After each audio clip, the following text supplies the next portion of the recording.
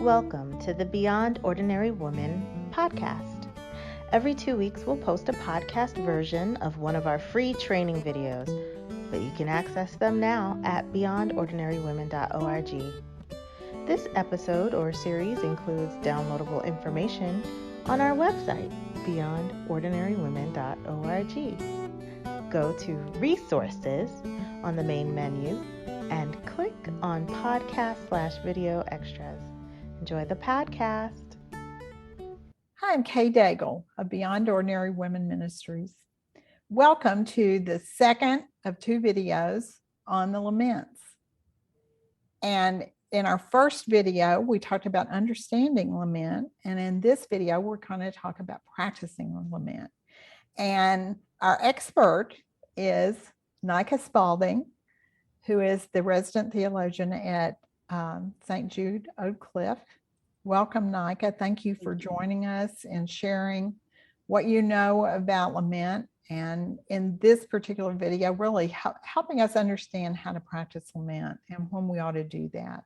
Yeah. So what can you tell us about practicing lament? Yeah, I think the first thing in order to practice lament, it's really important to spend time in the passages of scripture that are laments. And so one of them is literally named after lament. So the book of Lamentations. And that book is such a treasure gift because so many times in lament, we don't know the event that's causing the writer to say, hey, this is what's going on. But what's interesting about the book of Lamentations is we know it's from the end of 2 Kings when the Babylonians come in and they take out the temple. It's part of the Christian history you can read about in the scriptures. And the question becomes, so what do you do after your beloved temple and your beloved land and your beloved everything has been destroyed by an enemy? And the book of Lamentations is an answer to that. And so what I would encourage people to do who want to practice lament is I would start there. I would read through that book. It's a fairly short book. Honestly, it's only 5 chapters. It's actually a Hebrew acrostic. So if you remember acrostics, like each letter starts with that first letter and it goes through the Hebrew alphabet in the first 4 books. And what I think is really beautiful about that book and allows you to practice lament is you actually get the lament from different perspectives. So you have one voice that might be daughter Zion. You have another voice that might be a narrator. You have a voice in Lamentations 3 that's called the strong man. And you have these different, and what that allows you to do is it allows you to see how grief can often be communal. That oftentimes we go through experiences that are individual. And then there are times that we go through experiences as a collective whole. And I think in the last couple of years, we can all agree, we've gone through some collective whole stuff as a country and as a world. And what Lamentations does for you is one of the most beautiful things that it does is it shows you what the narrator does when he sees how much daughter Zion is suffering. And what he does is he feels empathy. You can actually watch how he moves from an outward observer of like, wow, this is a real bummer what happened to you guys, to oh, wow, I am moved. It says his bile spills on the ground and his eyes never cease from crying. And that's a beautiful picture of when the New Testament says we weep with those who weep. We see in Lamentations how that actually takes place, that there's this narrator who sees the destruction that she caused through her own failure that she says in the book. And yet he says, hey, I'm broken over what's happened to you. And so one of the ways we practice lament is by recognizing it's a communal thing. We grieve together and we grieve for each other is one of the things. The second place, of course, you can turn in the scriptures is the Psalms of Lament that we talked about in the first one. So I jotted down just a couple. There's so many, but 6, 13, 22, 44, 86. If you just get a very basic commentary or you go to Bible.org, or I'm sure Kay and I will put some resources out for you guys about what are the Psalms of Lament, it would be worth your time to take a journal and to just work through those Psalms of Lament and begin writing down lines that stand out to you, because those are the same lines that you're going to be able to pray back to God. Songs like, lines like, look at me, listen to my cries, hear my words, Lord. And then you bring your complaints. How long? How one of the things that's so difficult in lament is it often takes place when we're not to the end.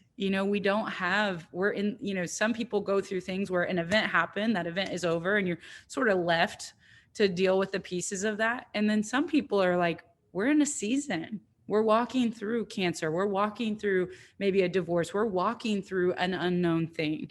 And that's some of the language that you're going to find in the Psalms. How much longer? And you're going to be able to pray these things to God like the saints of old have done. And then once you get a feeling for what these Psalms are like and what the language of lament is like, another way you can practice lament is to begin to write your own. And I think that that's a really beautiful way that you can participate in this prayer language. So you turn to God, hey, God, you know, I've known you all the days of my life. I remember in the 5th grade when you called me out of my sin and rescued me. I remember when you saved my parents. Where are you now? Where were you when so-and-so got sick? Or where?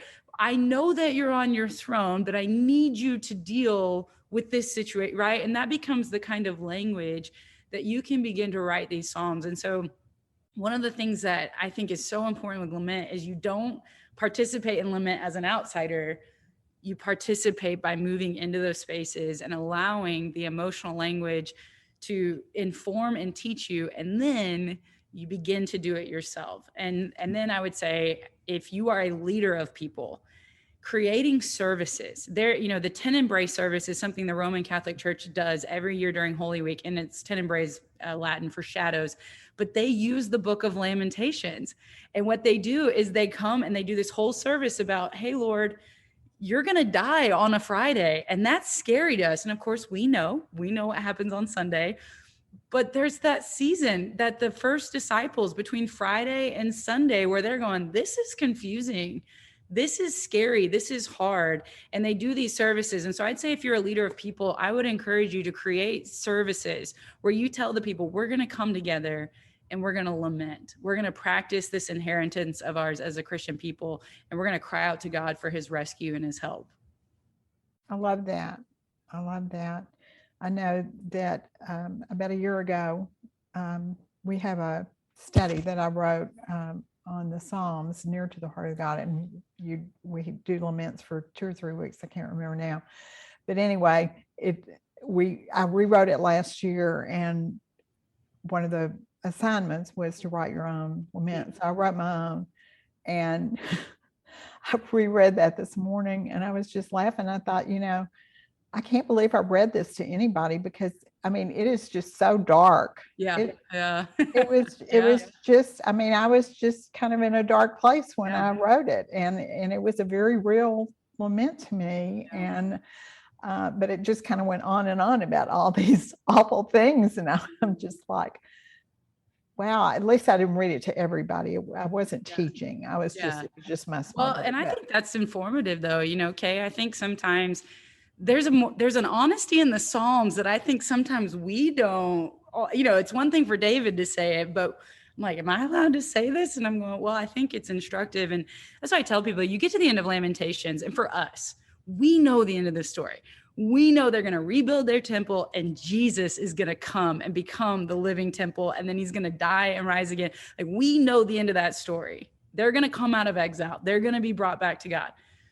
But they didn't know the end of that story when they wrote Lamentations. And it leaves you kind of going, ooh, like, you know, what, Lord, you know, it ends with, Lord, unless you've forgotten us forever, I guess we'll just wait. And you're just like, can you say that to God? And yet, not only can they say it, it's preserved. And I think there's an honesty in those emotions that allows people to be fully themselves before God, which is how you're supposed to show up. And so sometimes as leaders, I think we have to model that.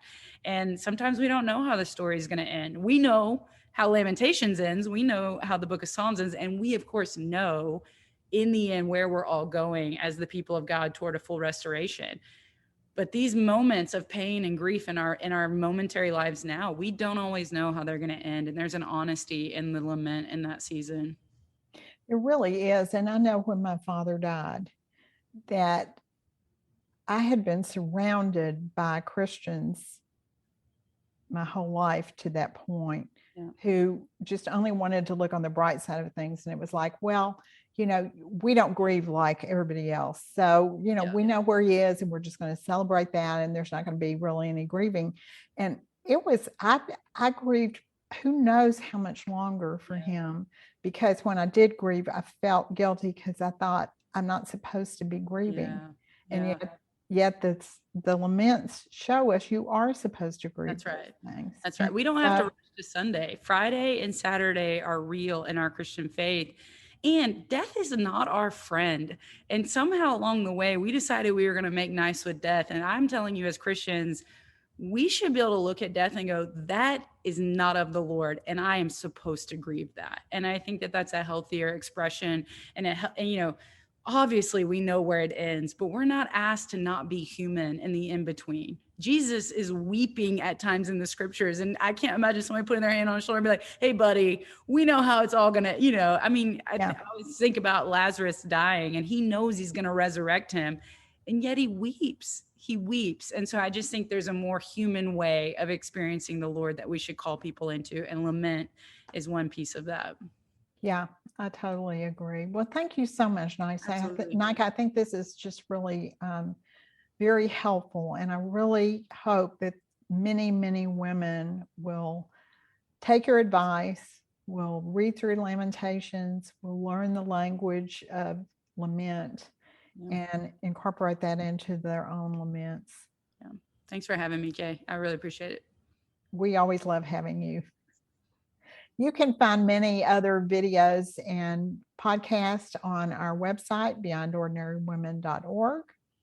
And you can contact us through that website as well if you have questions. Thanks for listening to the Beyond Ordinary Women podcast. You can find more podcast episodes and resources for women in leadership by going to beyondordinarywomen.org. This podcast is produced by Beyond Ordinary Women Ministry. Our production team includes Evelyn Babcock, Kay Daigle, Deborah Herring, and Sharifa Stevens. Theme music, Back in Stride by Don Miller, used courtesy of Christine Miller.